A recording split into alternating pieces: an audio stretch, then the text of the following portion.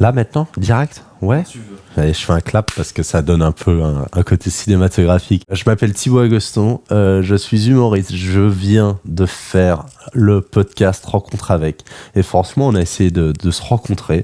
On a débriefé la vie, on a posé des questions. J'ai été nul à un quiz musical. Moi, je te conseille vivement d'aller écouter ça. Johan Crocol présente Rencontre avec. Non mais en fait on va changer un peu les plans. Est-ce que Thibaut tu peux nous faire le jingle de Rencontre avec s'il te plaît? C'est le podcast. On rencontre des gens avec Rencontre avec. On se pose des questions, on se livre, on regarde des vidéos de sa sœur. Yeah. Salut Thibaut. Salut Johan. Bienvenue dans ce nouvel épisode de Rencontre avec. Le hasard fait que lors du dernier épisode c'était avec une certaine Marion Agoston. C'est vrai? Ouais. T'as invité Marion, je savais même pas. Elle me raconte pas assez sa vie. Non, parce que je lui ai dit de rien dire, donc c'est pour ça que... Ah, c'était un peu tout secret. C'est ça, et puis qui venait exactement à la même place que toi, là. Ok, et ça va, elle était gentille? Elle était très gentille. Et puis donc, il s'agit de la petite sœur de Thibaut, et puis maintenant nous avons le grand frère qui est là. C'est pas un plaisir. Grand aussi en taille. Un petit peu. Bon, est-ce que tu préfères la France ou la Suisse? La Suisse. La Suisse pour... Après, non, en vrai, j'ai pas trop d'avis sur la question. Je pense que, en plus, je viens de Genève, donc c'est sensiblement la même chose. Non, mais j'ai grandi en Suisse, je me sens totalement suisse. Mais j'ai un profond respect pour la francophonie en général. Je suis amoureux de cette langue et de sa culture en général. J'ai beaucoup de peine avec les gens qui tapent sur la France de manière gratuite. Je trouve ça... Tu trouves ça pas hyper cool, pas... Bah, je trouve on est un peu les mêmes, quoi. Donc faut arrêter. Ouais. Mais je comprends qu'il y a une envie culturelle de vouloir s'émanciper en tant que Suisse et tout. Mais il y a un moment où, je sais pas, faut quand même assumer qu'on a regardé le cinéma, la télé française et tout. Et on peut pas détester la culture qui nous a bercé. Voilà. Et puis est-ce que c'est plus difficile de faire rire en France ou en Suisse? Ça dépend trop de... Je crois que le lieu, la localisation d'un endroit, elle change pas beaucoup. Ce qui change beaucoup, c'est le lieu. C'est genre si tu joues dans un bar ou dans une mairie, c'est très différent. Plus que si tu joues à Dijon ou à Limoges. Donc juste pour faire un petit rappel, tu es humoriste, tu fais beaucoup de stand-up, de l'impro et également tu as présenté plusieurs spectacles dont un rodage qu'on va parler un peu plus tard dans l'émission. Et comment est-ce que toi tu te présenterais est-ce que tu te présenterais en tant qu'humoriste ou de chanteur raté? De chanteur raté? J'ai entendu chanteur athée. Raté avec un R pour le coup. Humoriste, totalement humoriste. Et puis c'est pas plus pressant d'être moins connu qu'Antoine Bélier? Alors t'as vu, t'as les refs. Je pense on est en concurrence. J'ai vu le pauvre, il a arrêté sa carrière et tout. J'espère qu'il va trouver. T'as versé une larme quand t'as appris la nouvelle? Je me suis dit que j'ai perdu un sketch. Et, en vrai, je le connais pas, mais je suis très fier de lui. Je pense qu'il est une très belle personne, j'imagine. Je le connais pas du tout. Parce qu'en fait, pour vous le dire, je fais des blagues sur scène sur le fait que j'étais dans sa classe et puis que je suis même pas le type qui est devenu plus connu de ma classe. C'est pour ça que je me suis dit ça, parce que j'avais vu ce sketch-là, puis je me suis dit qu'en fait t'étais vraiment dans sa classe et puis... Alors j'étais dans son école plus que dans sa classe, mais je le connais pas du tout en vrai. Ok. J'ai envoyé un message pour dire si jamais je fais un sketch sur toi, donc je préfère te le dire plutôt que tu l'apprennes. Il m'a juste dit genre ouais je sais, ouais, allez. C'est tout. Donc là ton actif, tu as fait 3 spectacles sans compte le rodage, que tu commences à jouer un peu à gauche à droite, c'est juste? Ouais. T'es venu le mois passé, j'ai fait 1 heure de nouvelles blagues. Voilà, on a tenté de faire ça. Ouais, puis c'était cool. Bah, je suis content si t'as apprécié. C'était des prémices, c'était plus une lecture qu'un spectacle pour le moment, mais c'était sympa. C'était très très cool, hein. Et puis on va parler justement un peu plus en profondeur de ça, mais il y a un truc qui m'a un peu interpellé chez toi, c'est que c'était à quel moment que toi tu t'es dit que t'es vraiment un vrai humoriste dans le paysage roman? Je sais pas si je le...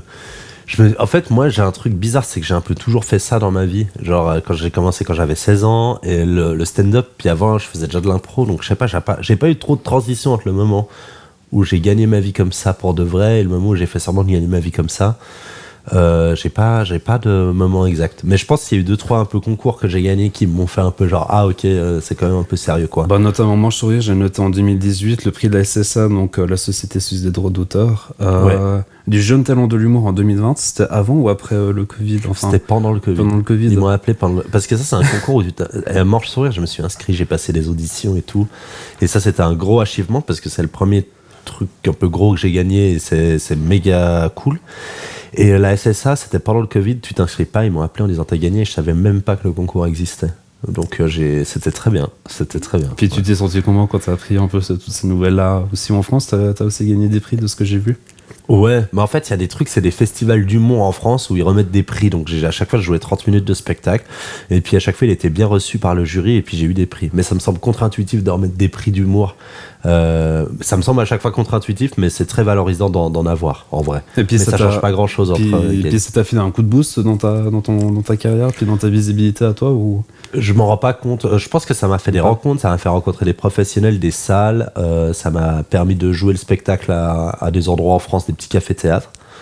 Mais sinon, ouais, ça m'a permis de jouer aussi, quoi, globalement. Puis j'ai vu que tes sources d'inspiration, c'était Coluche et puis Gad Elmaleh, c'est juste? Ouais, je mets ça, mais après, j'en ai plein d'autres. Les inspirations sont diverses. Mais j'en parlais avec ma sœur l'autre jour, mais on écoutait des cassettes de Coluche quand on était petit. Mais, parce que mon père, il en avait. Gad Elmaleh, j'ai regardé ça en famille beaucoup, mais après, il y a un peu, genre, la totalité de l'humour français, j'en ai regardé très jeune beaucoup. Genre, je regardais Franck Dubosc, des gens qui faisaient pas encore du stand-up, et quand Jamel Comedy Club et tout est arrivé, j'ai beaucoup regardé un peu toutes ces vagues de stand-uppers et stand-uppeuses. Je saurais pas te citer quelques noms parce que j'ai un peu des nouvelles inspirations chaque 6 mois. Genre, je geek sur quelqu'un et tout. Et puis, est-ce qu'il y a un... Bon, justement, c'était un peu la question, c'était savoir, est-ce qu'il y a des gens, c'est de l'impro qui t'avaient inspiré pour te dire, tiens, j'ai envie de faire aussi la même chose ou pas forcément. En fait, dans l'impro, j'ai jamais fait de stand-up. Et puis maintenant, il y a beaucoup de gens de l'impro qui font du stand-up. Mais moi, à l'époque où j'ai commencé le stand-up alors que je faisais de l'impro, j'étais un peu le seul. Mais c'était pas encore vraiment connu comme art, le stand-up. Je pense que ça m'a appris énormément, pas dans le stand-up genre la blague, mais ça m'a appris énormément théâtralement sur des trucs de narratologie, sur des trucs de posage de voix, de posage sur scène, etc., etc. Et même humainement, je pense que ça m'a changé. J'ai fait des rencontres la plupart de mon cercle d'amis très proches, c'est des gens que j'ai rencontrés via l'impro. Ma copine, je l'ai rencontrée avec l'impro et tout. Donc je pense que ça m'a beaucoup aidé. Après, je sais pas si ça m'a aidé à construire une blague en tant que telle, mais ça m'a aidé j'ai plutôt appris en regardant ça, mais ça m'a beaucoup aidé à comprendre les bases de ce que c'est d'être sur scène. Voilà. Et puis en juin 2021, tu as monté un spectacle où tu demandais au public d'écrire justement des sujets. Ouais. C'est ça, qui s'appelle Crocs la vie. C'est vrai qu'il s'appelle Crocs la vie, j'avais oublié ce détail. Ouais, j'avais demandé parce que c'était la deuxième vague et je faisais un plateau à la maison ou c'était... Je m'ennuyais de ouf. Non, en fait, c'est pas vrai. À un moment, j'avais beaucoup de travail. Pendant la première vague, j'ai rien foutu. J'ai regardé la totalité du coffret Canal+, parce qu'ils avaient un mois gratuit. Mais la deuxième vague, j'ai commencé les chroniques à Couleur 3 en même temps, et puis j'avais demandé des thèmes pour faire des blagues sur les thèmes. Mais c'était un peu en mode entraînement. Parce qu'avant, je faisais un plateau à Paris où je demandais des thèmes, et puis je faisais un sketch que j'avais écrit sur les thèmes. Et puis du coup, je me suis dit, je pourrais faire un spectacle. Et puis je l'ai fait, et puis j'étais content de ce que j'ai fait, ouais. Puis question un peu naïve, c'était plus simple à mettre en place et à écrire un spectacle justement avec des thèmes qui t'ont été imposés, ou toi tu préfères vraiment commencer avec toi des sujets qui te parlent un peu plus et puis t'aurais plus à dérouler tout un spectacle d'1h30? Je pense qu'un spectacle a globalement plus d'intérêt si t'as envie de parler de sujets qui te portent à cœur et puis t'as envie de parler de ça et puis ça t'intéresse. Mais j'aime bien aussi l'idée de penser, et ça je le pense vraiment, que dans un cadre d'inspiration, quand on t'impose des sujets, c'est le moment où tu vas penser à des sujets que t'avais pas pensé avant, et c'est le moment où tu peux ressortir des trucs un peu différents. Et du coup, je pense que si demain je te dis va écrire, tu sais pas écrire, mais je te dis va écrire sur les arbres, tu auras quelques idées plus précises de dire des trucs sur les arbres, quoi. Et puis est-ce que tu te souviens du nombre de thèmes que tu avais reçus justement à cette époque-là? Une chier, je sais pas, c'était genre entre 50 et 100, je crois. Ah ouais, quand même. Ouais, mais il y en a plein, j'ai un peu calé dans des raps, dans des chansons. J'ai vu ça, tu as un peu triché vers la fin.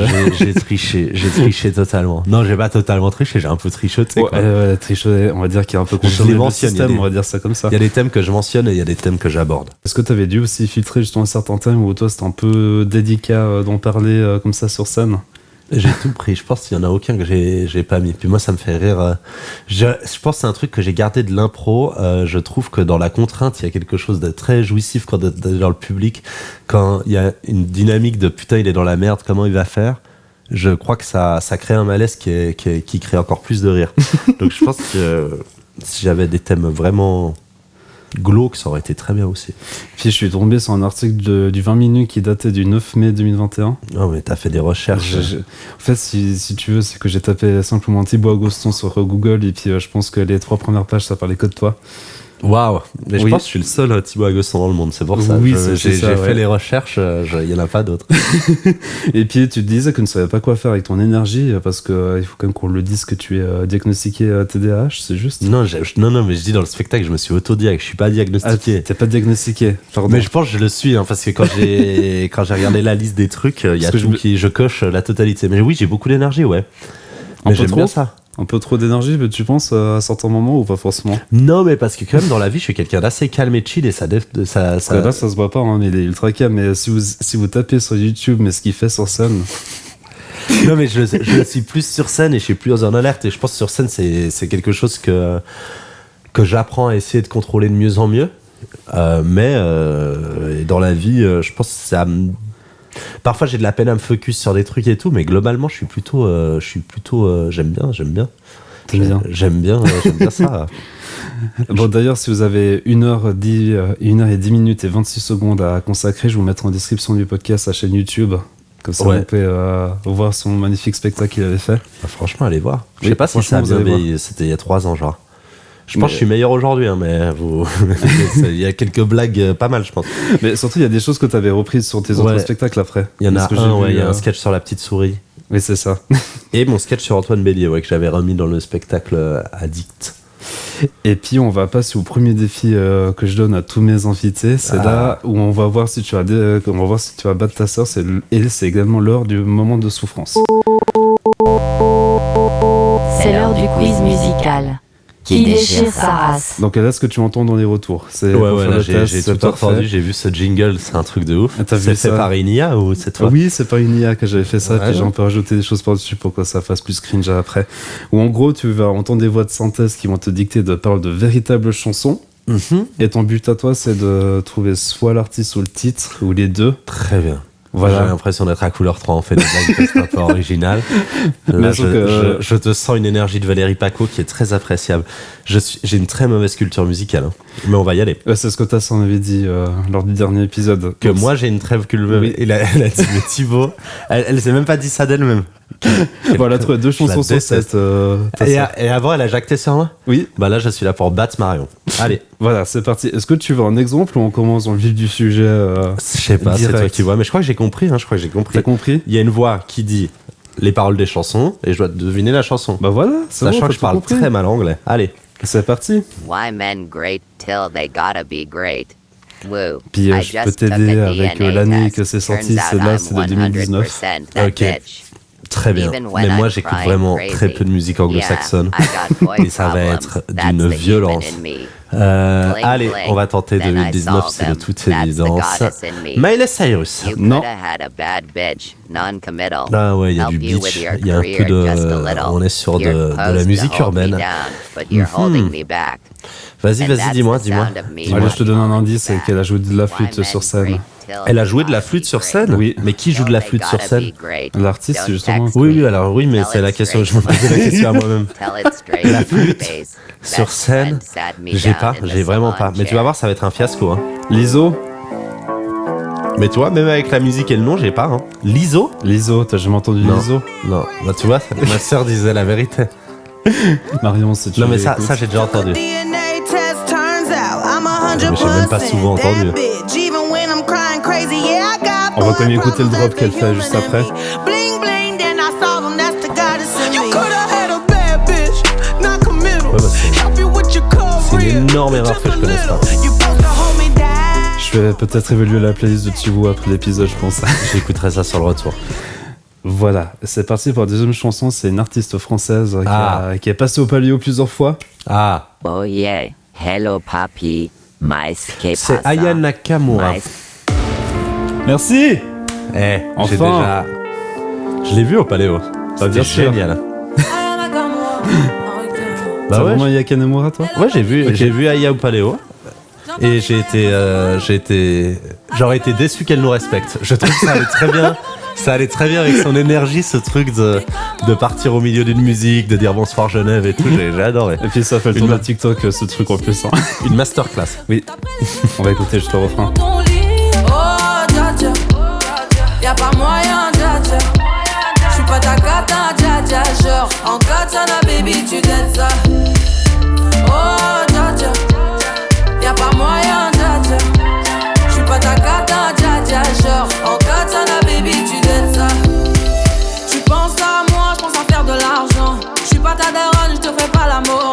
Bon voilà. Bah, plaisir. Et puis maintenant, on va faire un magnifique bond de 40 ans en arrière. Ah, En 1971. C'est mes années. Voilà. Mais si ça parle français, je l'ai, hein, je pense. Comme les rois mages en Galilée. Ah, les Suivais comme les des rois yeux mages, mais l'étoile c'est du genre berger, Chantal Goya? je te Non, c'est suivrai, l'autre. où tu iras girer, Ah, c'est qui fidèle l'autre? comme une ombre C'est jusqu'à soit dans ces cas-là, c'est soit destination. Comme les Chantal rois mages en Goya, Galilée, soit Damso. suivais des yeux l'étoile Non, du berger, c'est- comme Christophe Colomb et ses 3 caravelles. On Annie suivit Cordy? le soleil avec Non. obstination. Plaise ouais, au ciel que c'est- j'ouvre mes c'est- fenêtres. On l'entend plus trop Le en ce matin, moment, au je bord t'avouerais. d'un étang Parce bleu. qu'elle est morte Plaise au ciel Je que ne rien pense pas, nous je vais vite arrête. vérifier, mais Dans il me ce semble monde pas. aventureux, On va pas- comme les alors- rois mages en Galilée. Ça, Suivez c'est confiant Chantal l'étoile Goya, du et berger, l'autre, c'est, mon mais je connais, hein, ma j'ai sa lumière tête, je me rappelle biblique, juste plus ma de qui c'est, vérité d'accord? cosmique. Euh, C'est de c'est vivre notre avec toi, blonde comme aussi, les rois mages ouais, en ouais, mais je Galilée. vois, hein, Suivez c'est- mais des j'ai yeux plus- l'étoile j'ai- du berger. Alors, elle Je te n'est pas suivrai, morte. où tu iras girer, Annie fidèle Cordy, comme une Chantal ombre Goya, jusqu'à destination. Fa- Plaise Fa- au ciel que s'ouvrent les nuages. Ça finit aussi par A. L'éclaircie dévoile le chemin. Plaise au ciel qu'au terme du voyage. Vas-y, je pense que tu peux me le dire, je vais pas le Sheila. Sheila. C'est Sheila? Sheila, ouais. Ah, je l'aurais pas trouvé. Mais pour moi, je peux encore rattraper ma soeur, hein, j'ai 1 sur 3. 2 sur 3, s'il te plaît. J'ai posé mis en jaune après chez moi quand tu les trouves. Ah ouais? Oui. Puis après, je fais un classement de tous mes invités pour voir qui fait le mieux ou pas. Pour le moment, c'est 6 sur 7 avec Laura Chena et Yann Lambial. Oui, mais les deux, ils ont de la culture. Eh ben, quel plaisir d'écouter les rois mages en Galilée. Il avait moins 20 et quelques années, notre très cher Thibaut, quand c'est sorti. C'est vrai, du coup. Mais je l'ai déjà entendu, hein. Sûrement. Et c'est parti avec la prochaine chanson. Baby, can't you see I'm calling? A guy like you should wear a warning. C'est pas It's Justin dangerous. Bieber, hein. I'm Non. calling. There's no escape. I can't wait. I need a hit. Baby, give me it. You're C'est Miley dangerous. Cyrus cette I'm fois, hein. loving Non it. plus. Too high. Can't come down. Losing my head. J'ai Spinning envie de round tricher and un peu. round. Do you feel Il y a me une part now? de moi qui a envie de With a tricher taste of et your je lips. n'ai pas réussi. I'm on a ride. You're a J'ai toxic. pas. I'm slipping under. With a taste Vraiment, of t'as a pas? poison Non, non, je suis paradise. très mauvais, moi. Britney Spears. C'est Britney Spears. La mauvaise foi de Thibaut, elle est géniale. Quoi? La mauvaise foi de Thibaut, elle est géniale. C'est Britney Spears, on y est.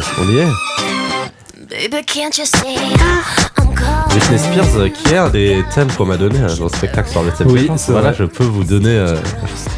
C'est pour ça que moi j'étais sur mon ordi, j'étais en mode je vais mettre des mots-clés des choses qui le marquent le plus. C'est là on voit que j'ai beaucoup étudié les thèmes. Mais si j'avais entendu la musique, j'aurais su. Là, c'est juste les paroles hors de contexte dit par une IA. J'ai pas su. Et puis on va partir en 2008. Ça. Ah, allez, on part en 2008. T'avais quel âge en- L'euro hors Suisse. Oui, J'avais 10 ans. T'avais 10 ans. Mama mama, mama mama, mama mama. C'est Lady Gaga. Mama. Et merci. Bah c'est bon, t'as dépassé ta soeur maintenant. J'ai un truc avec Lady Gaga, c'est que non, j'allais donner une information trop perso.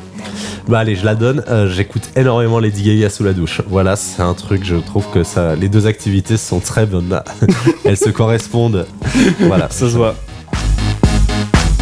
Donc cette chanson-là, elle passait souvent dans ta playlist, je pense. Alors, ouais, mais pour de vrai, hein, j'aime bien Lady Gaga.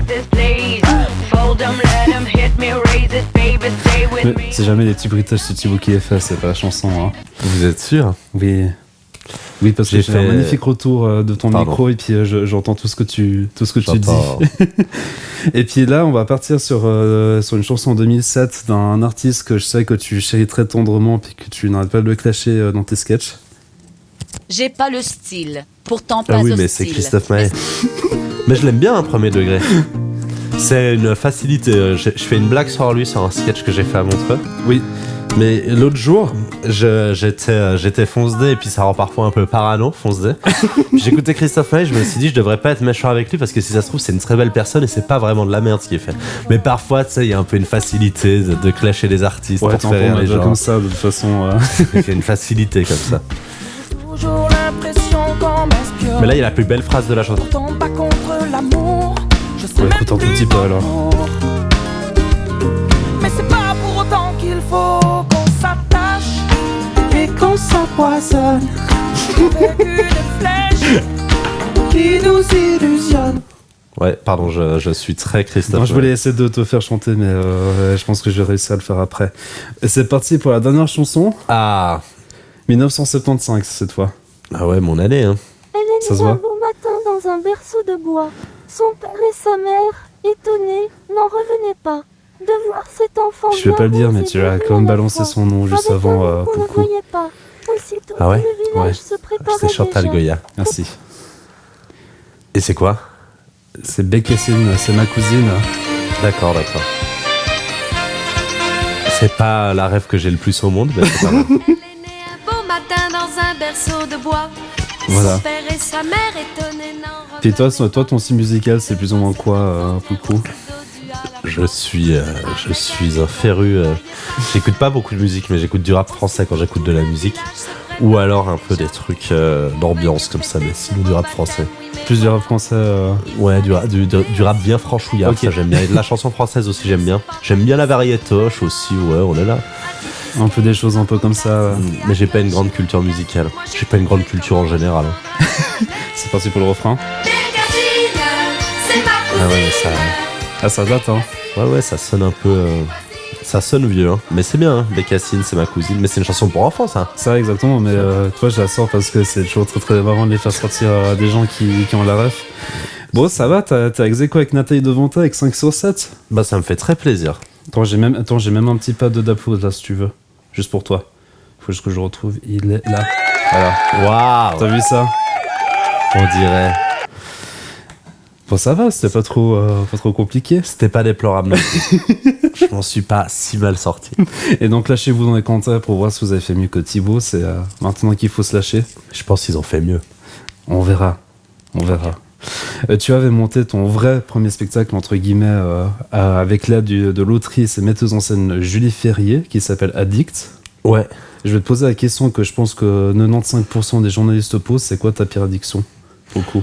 Mais j'ai déjà répondu beaucoup à cette question. Justement, c'est pour ça que j'ai bien la Il poser. y avait une fois sur les mains bleues où j'ai dit le crack. Et c'est, je pense, ma réponse préférée en direct à la télé. J'ai adoré.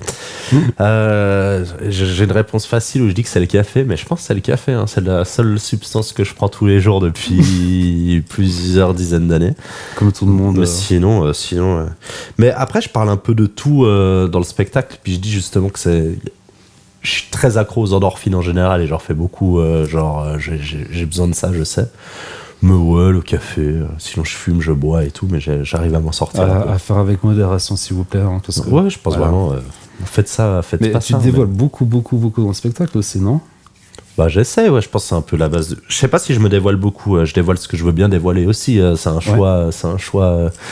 C'est un choix. Mais moi, je sais que les stand-uppers et stand-uppeuses qui arrivent à avoir un niveau d'honnêteté sur scène, c'est ceux dont je préfère consommer le travail pour de vrai. Je trouve que quand tu parles bien de toi, t'arrives à parler à beaucoup de gens.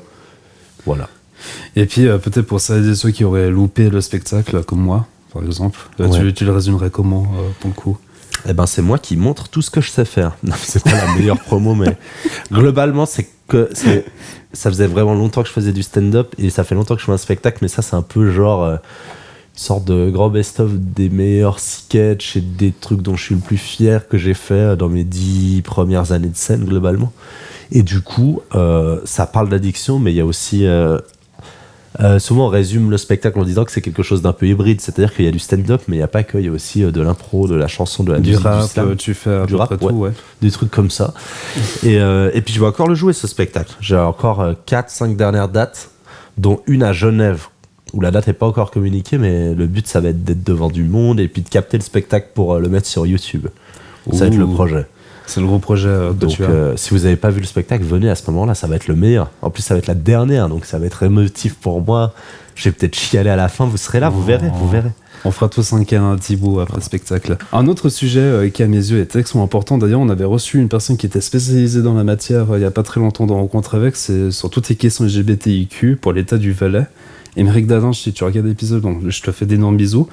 Puis toi, tu parles de ta bisexualité de manière très décomplexée sur scène. Puis ouais, ça m'a hypnotisé quand j'ai vu ça pour la première fois. J'étais en mode, mais c'est pas possible. Pourquoi tu penses qu'il faut pas en parler de... Non, mais je sais pas. Je pense que si tu fais un sketch sur le truc, t'es obligé, en tout cas, d'avoir l'air d'être très à l'aise sur la question et tout. Mais je pense que entre les premières fois où je fais des blagues sur le sujet sur scène et quand j'arrive à un sketch qui est plus fluide et puis que ça me coûte plus de le dire sur scène, il y a un petit moment. Mais au bout d'un moment, t'es obligé d'être à fond, quoi, et puis de dire les choses comme tu les penses et tout. Puis c'est un sujet que t'appréhendais d'en parler dans le spectacle. C'est un sujet que je voulais. J'étais pas en mode faut absolument que je parle de ça et tout, parce que parfois ça peut avoir l'air marketing de peut-être que si tu parles de ça, mais j'avais envie de parler de ça. Je me suis dit ça peut être une bonne idée de parler de ça, et après j'ai écrit. J'ai fait ce sketch à Montreux et je l'avais préparé pour le faire à Montreux. Je me suis dit j'aimerais bien parler de ça sur scène. Mais ce qui est marrant, c'est que les premières blagues sur le sujet, je les faisais quand je jouais avec Bruno. Parce que je faisais une blague. On te fait d'énormes bisous, Bruno Pecky. Il y avait une blague que je faisais sur scène, sur Bruno, où j'avais mentionné le fait que je suis bisexuel pour la faire. Donc les premières fois où je dis sur scène que je suis bisexuel, c'est pour insulter Bruno Pecky. La base du projet, c'était ça. Mais après, ouais, j'ai travaillé un sketch sur le sujet et tout.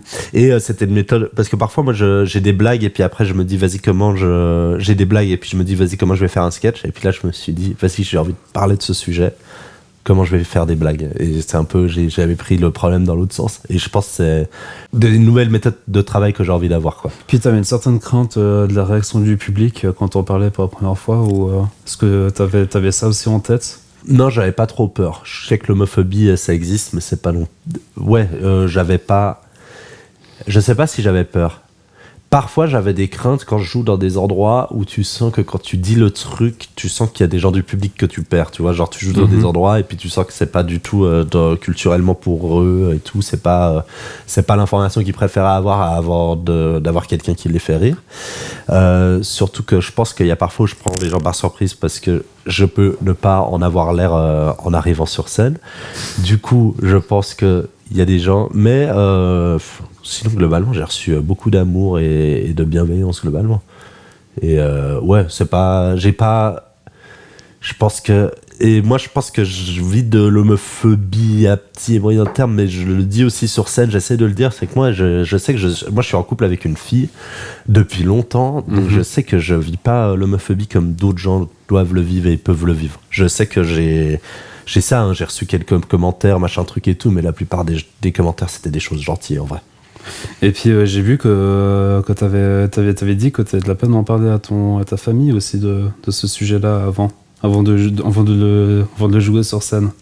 Non, ma famille elle savait quand j'en ai joué sur scène et tout, mais c'est pas que j'avais de la peine à parler avec ma famille et tout, c'est que non, je pense que je l'ai dit assez jeune à ma famille, mais dans ma tête, ça me faisait chier que ça soit une info et puis que ça soit un truc à faire, genre le dire à sa famille. Genre, dans la to-do list des choses à faire. Ouais, je suis un peu genre dans un monde idéal, ça devrait ne pas être un sujet et puis ça devrait ne pas être un sujet le fait que parce que ça prend pas beaucoup de temps d'une journée de coucher de temps en temps avec des hommes. Vraiment, c'est un peu un autre sujet, quoi. Moi, je sais pas, je le vis pas comme quelque chose qui... Attends, c'est dur de pas... Parce que je sais que tout le monde le vit très différemment et tout. Oui. Mais moi, dans ma tête, dans un monde idéal, ma bisexualité, j'aurais aimé que ça soit pas un sujet. Et en vrai, ça l'a pas trop été. Ça l'a été un peu, mais pas trop. Et puis, je suis content de ça. Mais puis, tu disais qu'être bisexuel, c'était faire un coming out, mais au moins bien. Ouais, un peu décevant, hein. Non, mais je dis sur scène que j'ai qu'à moitié brisé ma famille et que c'était gênant et tout. Mais c'est ce que tu avais dit sur scène, ouais. C'est ça. Et puis, tu dirais quoi à la personne qui se trouve derrière la caméra et qui n'ose justement pas faire le pas, puis à l'annoncer à sa famille? Bah, je sais pas quoi dire, mais je pense globalement que ça dépend des familles. Moi, suivant la famille, je pense...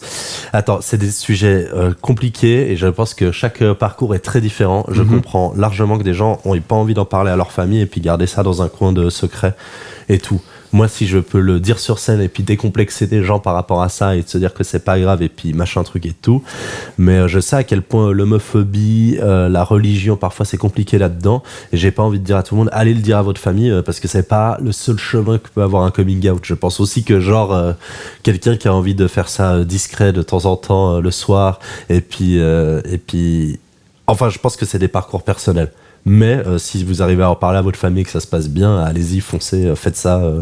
Mais c'est des questions compliquées. Et moi, j'ai eu de la chance. C'est des questions compliquées, mais c'est important d'en aborder. Hein. C'est ça. C'est ultra important d'en aborder. C'est ça, mais globalement, le seul, si vous avez le truc d'en parler, de rencontrer d'autres jeunes, d'autres gens qui sont dans le même cas, c'est la meilleure chose à faire globalement. Et puis si on revient sur le côté global de ton spectacle Addict, est-ce qu'il y avait un sujet qui t'avait semblé justement plus compliqué à en parler? Faire le mettre sur papier et puis après le jouer sur scène. Moins, parce que globalement, c'est que des sketchs que j'avais déjà, que j'ai insérés dans le spectacle. Donc, j'ai pas un peu de sujet où je me dis, vas-y, c'était compliqué à aborder. Sur la fin d'Addict, je jouais mon sketch sur la bisexualité. Mais là, je vais l'enlever du spectacle pour le mettre dans le nouveau, vu que le nouveau, il y a quand même plein de sujets qui tournent autour de ça. Et Ouais, t'en parlais quand même pas mal dans le rodage. Hein. Ouais, bah, le but, c'est d'avoir que ça soit. Parce que j'ai envie de parler dans le nouveau spectacle de polyamour, de relations humaines en général et tout. Donc, du coup, je trouvais que parler de bisexualité, c'était bien. Vu que après, j'ai quand même pas mal de running où tu comprends pas les blagues si tu sais pas que je suis bisexuel. Exactement. Et puis tu fais du rap et du slam également, non? On essaye, ouais. Tu essaies de faire. Je pense que tu avais vu que j'avais allumé le micro là. Ouais, ça me fait un peu peur. Et puis il y avait un truc qui m'avait un peu surpris. Ouais. Bon, ça c'est pour après, ce sera encore autre chose. Si je te montre ça. Ah, je vois. Donc il s'agit de Jean Racine, Bérénice, scène 2, le monologue d'Antiochus. Ça te parle? Ouais, bien sûr. Je le rappe dans le spectacle, ouais. Puis justement, j'ai réussi à trouver l'instru qui va avec. S'il veut se lancer. T'as un bon instru. Mais moi, j'ai même pas besoin du texte. Hein. Mais ce micro, il est allumé ou c'est juste pour faire joli? Non, il est allumé. Ya.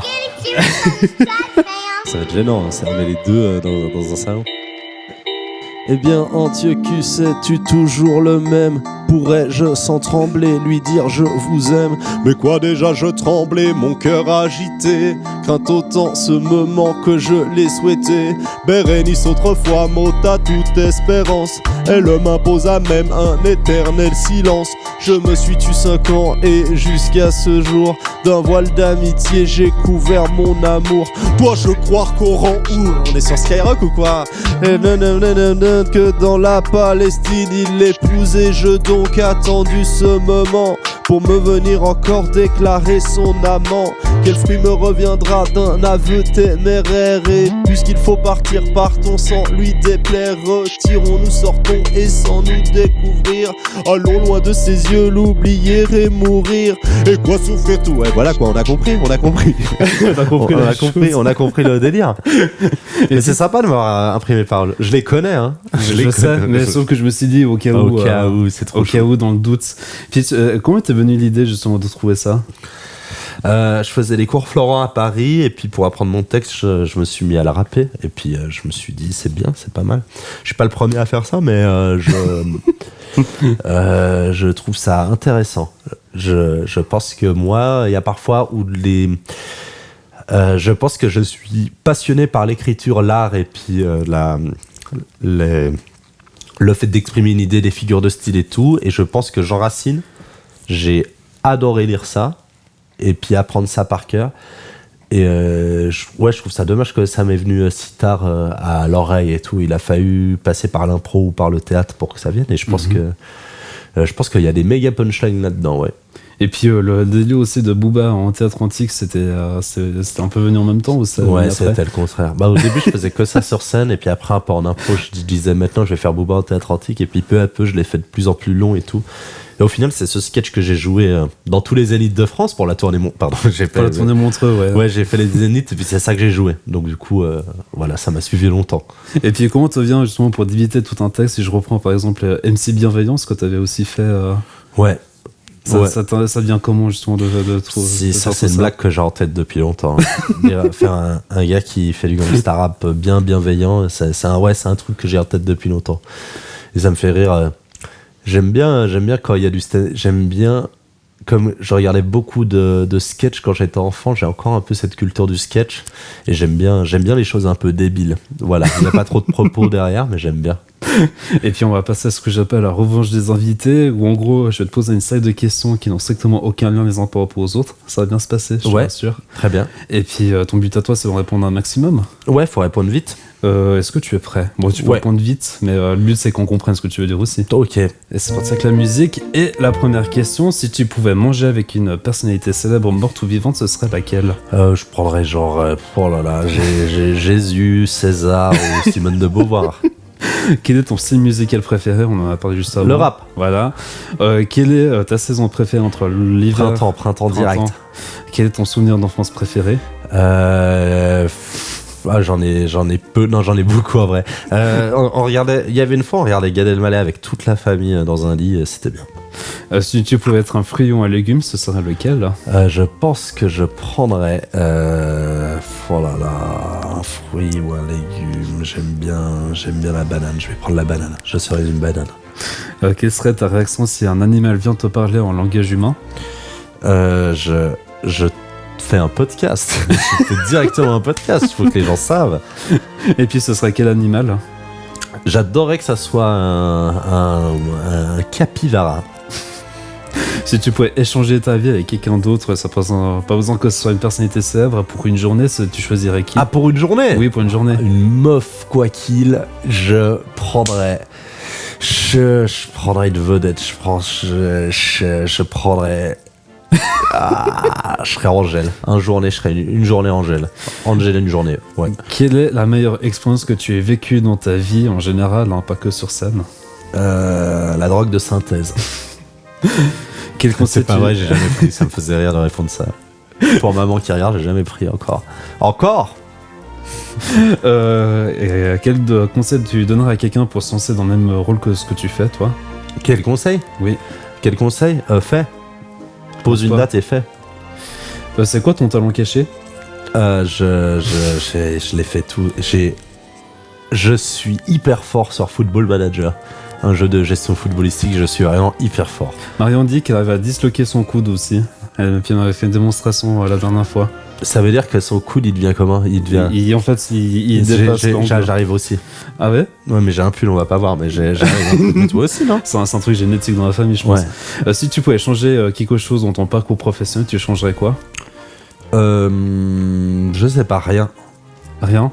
Non, je pense qu'il y a des trucs que j'ai fait faux, mais je suis trop content de les avoir fait faux. Je pense que j'aurais été très malheureux si j'avais goûté. Putain, je dois répondre vite, hein, mais je pense que je suis content d'être là où j'en suis aujourd'hui, parce que je fais ça depuis longtemps, mais je pense que si j'avais eu des opportunités plus tôt dans ma vie, j'allais pas être prêt. Voilà. Quel est ton plus gros défaut? Je peux être lâche. Est-ce que tu as un événement dans ta vie qui t'avait marqué? Ouais, pas mal, quelques-uns. Comme quoi, par exemple? Je sais pas, là, ceux qui me viennent, j'ai pas envie de le dire dans le podcast. Et puis, il y a quand même une question que ça me tente toujours la curiosité de poser. C'est une chanson que tu n'avoues pas aux autres d'écouter, mais que tu adores, ce serait laquelle? Mais moi, je dis ce que j'écoute, hein. Moi, je dis ce que j'écoute. Et là, je pense, parce qu'il y a des chansons que j'assume pas. Franchement, j'ai pas. T'as pas? Non. Là, est-ce que je le dis? Non, parce qu'il y a des artistes cancel où je me dis, faut plus que je les écoute. J'essaie de plus les écouter. Et l'autre jour, il y a un artiste cancel qui est apparu dans ma playlist et j'étais, ça fait longtemps que je l'ai. Ça fait longtemps que je l'ai pas écouté. Elle est bien la chanson, mais j'étais comme ça. J'étais dans un dilemme éthique et moral par rapport à tout ça. Bon, ta soeur, elle t'a quand même battu sur ce jeu-là. Ouais, elle a répondu à plus de questions. Ouais, j'ai mal respecté les règles. J'ai trop. Puis si on revient sur ton passé à toi, ça ressemble à quoi un Thibaut quand il était petit niveau trait de caractère? Et j'étais méga con. Non mais c'est vrai, hein, j'étais un peu évasif, un peu dans mon coin et tout, mais je m'en rappelle pas avoir beaucoup de complexes sur mon intelligence. Mais j'étais plutôt marrant, j'ai été très vite marrant. Et puis, si je te montre ça, tu le dis comment? Tada! Mais ça me fait rire de dire ça. Tada! Je pense que c'est ce truc que j'ai retenu de ton rodage, c'est ça. Tada! Oui, à chaque fois, je savais pas trop quoi dire dans le rodage. Parce que toi, t'as vu vraiment la toute première. Je disais tada! Comme ça. Oui, et puis t'étais méga stressé aussi durant ce premier rodage où ça allait. Ouais, j'étais méga stressé. Mais j'ai l'air très vite stressé. J'ai une capacité à trembler très vite dans ma vie. Ah, c'est pour ça, parce que je me suis dit, en fait, je te voyais au premier rang. Parce qu'en fait, j'avais pas trop eu le choix. Ouais, on m'a dit premier rang. Et puis, c'est quoi ce délire de faire des backflips aussi sur scène? C'est quoi comment ça t'est venu dans le de faire cadre ça? du spectacle, Thibaut Augustin montre tout ce qu'il sait faire. Il sait faire des acrobaties, donc il a voulu en faire profiter le public. Ben ouais, je sais faire ça, autant le faire. Je faisais ça quand j'étais petit, j'ai appris tout seul. T'étais un peu dans la période où tu disais que t'étais pas le gars le plus intelligent qui existait sur cette terre. Ouais, c'est ça. Je faisais du breakdance quand j'étais petit, avec ma soeur d'ailleurs, on faisait du breakdance. Et puis je sais pas, j'ai toujours fait des acrobaties, j'aime bien. Puis comment est-ce que tu décrirais ta carrière sur le plan de ce que tu as fait tes débuts à maintenant? Je suis content, hein. Globalement, je suis très content. J'essaie de valoriser un maximum le fait de gagner ma vie grâce à ça, le fait d'être reconnu par beaucoup d'humoristes que j'aime, et ça, c'est très très chouette, je suis très content. Puis aussi d'être reconnu par le Montreux Comedy Festival. Ouais, c'est trop bien. Aussi. Franchement, ils me font une bonne confiance là et tout. Ils m'ont pris pour leur tournée des Zéniths, ça c'est trop bien. Non, franchement, j'essaie de valoriser un maximum ce que tu vis. Mais comme quand t'es en train de le vivre, parfois tu te poses 12 000 questions et tout. J'essaie de faire le chemin de valoriser au premier degré, d'être content de me réveiller le matin et d'aller faire... Ouais, il y a parfois où je fais la gueule et puis je me dis, faut complètement que t'arrêtes, Thibaut. Mais je pense que ça m'arrive pas souvent, mais il y a des fois où je suis, oh non, je dois aller là-bas jouer. T'es en mode, hey mec, tu dois aller là-bas jouer. Ouais, parce que tu dis, c'est trop loin de la maison, ça te fait chier de faire. Non, mais en fait, parfois, il y a des journées, elles sont fatigantes. Tu vas tout seul dans une ville, tu rencontres un régisseur, tu dois parler, tu dois lui expliquer pendant 2 heures qu'est-ce que c'est le spectacle. Puis du coup, t'as fait 5 heures de train avant, du coup, ça fait un peu des journées où t'es déphasé en fait. Ouais. Mais le moment où je suis sur scène et tout, j'essaie de valoriser et puis même de kiffer, quoi. Je kiffe la vie, j'essaye. Marion m'avait dit qu'entre elle et toi, tout petit, vous détestiez. Toi, c'est quoi ta vision par rapport à ça? Mais je pense que, franchement, on s'est détesté, mais c'était pas longtemps, quoi. Genre, je pense... Ouais, après, elle a dit que vous étiez fusionnels vers l'adolescence, de ce qu'elle avait dit. Ouais, mais même un peu avant, je pense vers 10-11 ans, on a commencé, même quand je pense quand elle avait fin de l'école primaire, on est devenus méga potes. Il y a un moment, on a été assez vite méga potes, je pense. Mais oui, quand on était enfant, on se tapait dessus comme des enfants, quoi. mais on est devenus très vite très potes. On passait très vite, genre, nos soirées ensemble à débriefer de la vie et tout. Mais ouais, je pense... Ouais, je pense que peut-être que jusqu'à nos 9-10 ans, on s'amusait à se taper et puis on n'était pas gentils l'un avec l'autre. Et puis encore à côté, tu fais quelques chroniques justement sur la RTS et sur France Inter aussi, de ce que j'ai vu. Ouais, j'en ai fait une sur France Inter et puis après, il m'avait reproposé et j'étais en tournée. Je sais pas si ça va se refaire sur France Inter. Pourquoi pas, j'espère. Puis sur Couleur 3 aussi, ouais, je pense que je vais reprendre. Antoine Multon, si tu nous écoutes. Ah, il écoute Antoine Multon. Cool. Bah, bien sûr. Right. Puis comment est-ce que tu arrives à trouver des thèmes justement dans tes chroniques pour Couleur 3? Puis on est obligé d'en parler comme ça, Antoine il est content qu'on parle un peu de Couleur 3. Et qu'on parle de cette radio millénaire qui laisse des opportunités à des jeunes artistes. Merci Antoine. Donc, Antoine Multon, juste peut-être pour ceux qui ne savent pas qui c'est le big boss de Couleur 3, de RTS Couleur 3, c'est le chef d'antenne. Ouais. Et puis qui fait confiance à des gens comme toi, par exemple, de venir faire des chroniques avec Valérie Paco. Franchement, ouais. Ce qu'on avait dit. Comment je choisis les sujets? Maintenant, j'essaye un maximum. Au début, je faisais des trucs que je voulais faire sur scène et puis je les faisais un peu avant la radio. Mais maintenant, j'essaie vraiment de parler d'actualité. Et du coup, j'essaie d'aller sur les sites d'actualité et puis de me laisser 10 minutes max pour choisir un sujet. Parce que sinon, tu passes des heures à choisir ton sujet et très peu de temps à écrire les blagues. Donc, du coup, 10 minutes max et puis j'essaie de prendre des sujets. Est-ce que c'est compliqué à choisir des sujets, justement Ce que je fais, c'est quand j'ai pas beaucoup de temps pour écrire la chronique, j'essaie de choisir un sujet complètement con pour pas... Non, mais pour pas... Parce qu'en vrai, si tu abordes des sujets plus politiques, plus militants et tout, ce qui est une activité que j'aime pratiquer, je trouve que le temps donne quand même un truc où tu... Ouais, c'est pas parce que parfois tu peux dire un truc faux puis c'est gravé dans la roche et tout. Enfin, si tu le publies pas forcément, mais il y a quand même un truc où j'aime bien. Par exemple, si je fais un sujet qui parle de notions politiques, j'aime bien me contacter un peu mes amis les plus politisés pour être sûr de pas non plus dire trop de la merde. De pas dire n'importe quoi. Puis c'était quoi la réaction la plus what the fuck que t'as eu du public dans ta vie? Mais j'ai eu des délires, hein. Ouais, je pense, ouais, parce que toi, en plus, vu que vous avez fait des zéniths et puis des choses comme ça, non, t'as dû vivre des choses public, quand même. Moi, j'ai eu des courriers chez moi, des petits trucs, j'ai eu un courrier d'un monsieur, après un article que j'avais fait pour 24 heures, je crois, où j'avais dit de la merde sur Jésus, et ça lui a pas plu. Il m'a envoyé un courrier de 2 pages pour me dire à quel point j'étais une merde, quoi. C'était un plaisir. Et puis t'as vécu comment ce moment-là? Ça m'a fait chier parce que... moi, ça m'a fait un peu rire. Ça m'a fait chier parce qu'il a trouvé mon adresse, puis en fait, il a trouvé l'adresse de chez ma maman. Et puis ma maman, elle ouvre mes courriers. Ah merde. Et du coup, c'est ma mère qui est tombée là-dessus. Et puis ça, j'ai pas aimé.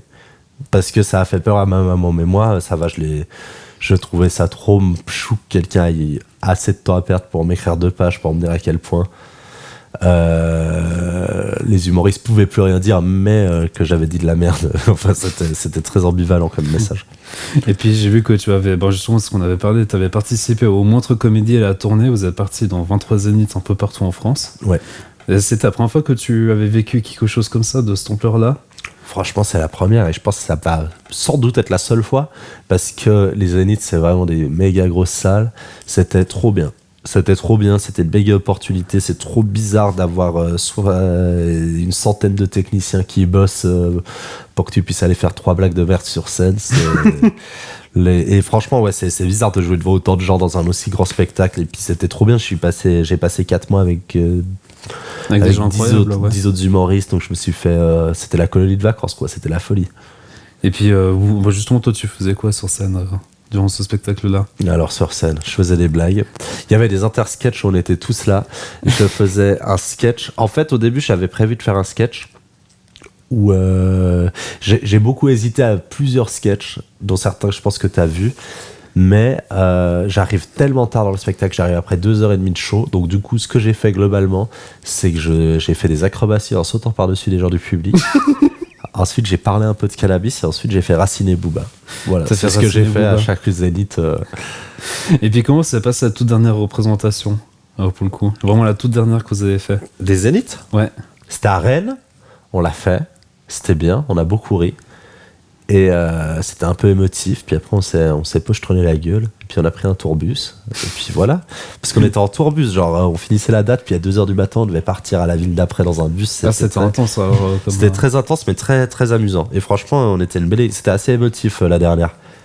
Ouais, puis t'avais posté justement toute une story sur Instagram où tu en parlais de ce moment-là. De quoi j'ai fait ça? Oui, t'avais fait ça. Je dis quoi? Je me rappelle plus. Bon, t'avais dit que justement que c'était fini, que t'avais plus la personne qui venait pour te repasser tes costumes. Ah oui, c'est vrai que j'avais dit que c'était un peu émotif le lendemain. Ouais, j'étais un peu en gueule de bois dans un TGV. C'est vrai que j'ai posté une story. J'avais oublié que j'avais posté ça.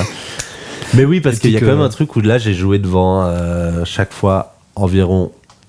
Ouais, à chaque fois des milliers de personnes, et puis t'as genre vraiment t'as une costumière, t'as quelqu'un qui nettoie son chat, qui nettoie tes costumes tout le temps, en fait. Et ça n'a aucun sens. Et puis là, tu m'as revu jouer 2 semaines plus tard dans une cave, des blagues pas finies. Ouais, c'est ce que tu disais après dans ta story aussi, c'est que c'est un peu maintenant tu reviens un peu aux sources, on va dire ça comme ça. Mais en vrai, j'adore ça. Je trouve que le stand-up est pas un art fait pour être joué devant trop de gens. Ouais. Non, je pense qu'il peut être fait et puis que ça peut avoir quelque chose de très beau, mais je sais que moi, quand je consomme des spectacles, je préfère voir mes amis dans une salle de 60, 80, comme ça, dans une petite salle, parce que je trouve qu'il y a un côté plus intimiste et puis c'est un vrai dialogue qui se crée avec le public. Mais après, je peux être très fier. Oui, si je vois des connaissances jouer dans des grandes salles, je peux être très fier et voir ça, mais je pense que si vous êtes des spectateurs ou spectatrices de stand-up, je vous conseille vivement d'aller plutôt dans les petites salles que les grandes salles. Et puis vous pouvez voir des spectacles de la même qualité parce qu'il y a des grands noms qui rôdent leurs spectacles dans des petites salles et tout. Alors il y a le Swiss Comedy Club du côté de Lausanne avec Yvan Madonia et puis Jessie Cobel. Ouais, ça. On a fait des gros bisous parce que je sais qu'il regarde le podcast. Et puis du côté de Genève, chez ton producteur. Le Caustic, c'est mes productrices, ouais. Ouais, tes 2 productrices. Le Caustic, il y a le 13 à Lausanne, là il y a le Petit Chenille qui est ouvert à Lausanne aussi, il y a le Strap à Fribourg, il y a vraiment plein d'endroits si vous voulez voir des spectacles dans des petites salles en Suisse. Et puis justement, si on revient sur ce rodage-là, si tu avais une phrase pour le résumer, ce serait lequel? Bah pour le moment c'est Thibaut teste des blagues, mais je pense que plus tard, je sais pas. Je vais essayer de trouver. Il y a un vrai fil rouge qui commence à se dessiner, mais je sais pas. Faudra que je trouve un nom et tout, mais je sais pas encore. Faut que je rebook une place dans 4-5 mois quand tu auras plus abouti ta Avec chose. plaisir, et je te donne le nom. Et puis je me suis rendu compte que tu t'es aussi énormément livré dans ce rodage-là, mais est-ce que c'était plus ou moins par rapport à Addict? Je pense que c'est plus. Le projet, c'est que c'est plus. Ouais. Oui, j'aimerais bien parler. J'aimerais bien réussir à parler un maximum sincèrement de moi. Pas encore de tout, je sais pas de ce que je veux pas, de ce dont je veux parler et tout.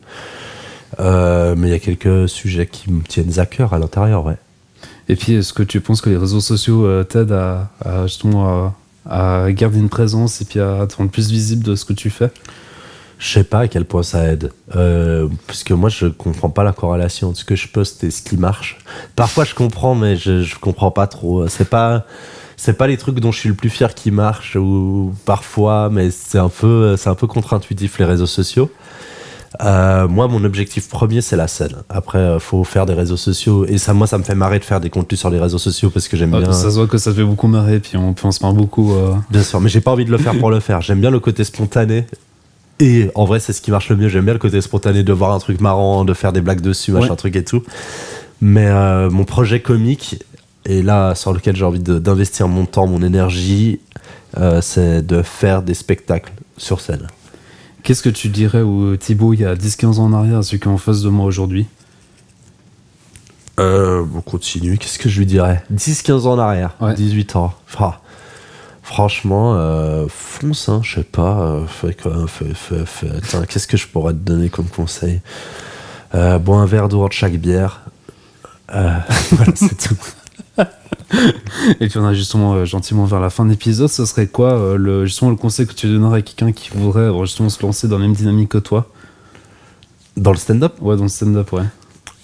Tu l'as déjà demandé dans les questions rapides, mais je vais le redire avec truc. C'est que je pense que le stand-up, moi je sais que c'est quelque chose qui me correspond vachement comme art parce que globalement, tu peux faire un truc pas fini. Et je pense que, tu vois, j'ai déjà voulu un peu sortir de la musique et tout dans ma vie. En fait, t'es obligé de délivrer un produit fini, à part si c'est faire un freestyle comme avant j'ai fait, mais sinon t'es obligé de délivrer un produit fini si tu fais un album. Et le stand-up, c'est un truc où globalement, si tu poses une date en disant il y a plein d'open mic, il y en a partout. Oui. La première étape, c'est pas d'écrire un sketch, c'est de poser une date. Parce qu'une fois que t'as une date qui sera posée, tu vas te sentir obligé d'écrire un sketch. Et moi, j'ai toujours fonctionné à la deadline et je pense que tu contactes un open mic, tu dis dans 3 semaines je fais un sketch, même si t'as rien la veille, tu vas trouver 5 minutes la veille. Et au pire, tu bides et tout, mais c'est la première fois, c'est la plus dure et ça va t'aider à désacraliser le truc. Je pense que, à part s'inscrire à un open mic et faire un sketch, il n'y a pas d'autres conseils. Et respecter la discipline, mais je pense que si... Discipline et rigueur pour toi, et puis Non, discipline, rigueur, non, mais je dis respecter la discipline, genre y aller parce que t'aimes le stand-up, mais je pense que si t'écoutes ce podcast, c'est que t'aimes le stand-up. Si tu adores juste Thibaut Augustin aussi. Hein. Ouais, si tu m'adores pour d'autres raisons que le stand-up, pourquoi t'es là en fait? Mais ouais, je pense que faire. Et puis ouais, je dis respecter la discipline parce qu'il y a des gens, ils peuvent penser que le stand-up c'est facile ou que c'est un truc ou c'est de l'impro et tout. Genre si t'aimes la discipline, normalement tu la respectes quoi. D'ailleurs, j'ai un petit message à te montrer. Ah ouais? Oui. Je vais te montrer, je pense que tu reconnais la personne qui est en arrière-plan. Ouais, c'est ma soeur. Il y a un message que tu veux faire passer à Thibaut. Donc en gros, tu vas regarder la grosse caméra là. Voilà. Et puis tu peux lui dire ce que tu veux. Pour le prochain épisode, ça va être un défi, ça va être quelque chose que tu vas lui dire de drôle, d'une anecdote que personne n'est au courant. Eh ben, j'aimerais bien lui lancer le défi parce que quand on était petit, on chantait tout le temps des petites chansons sur ce qui nous arrivait et lui, il a continué à le faire toute sa vie de manière très insupportable. Du coup, de créer une petite chanson par rapport à ce que tu es en train de ressentir à ce moment précis, Thibaut. Voilà, Thibaut, ça, ce sera le défi qu'on va te faire relever durant le prochain épisode. Donc, Marion, je compte sur toi pour en dire à ton frère. Bien sûr. Ouais. Voilà.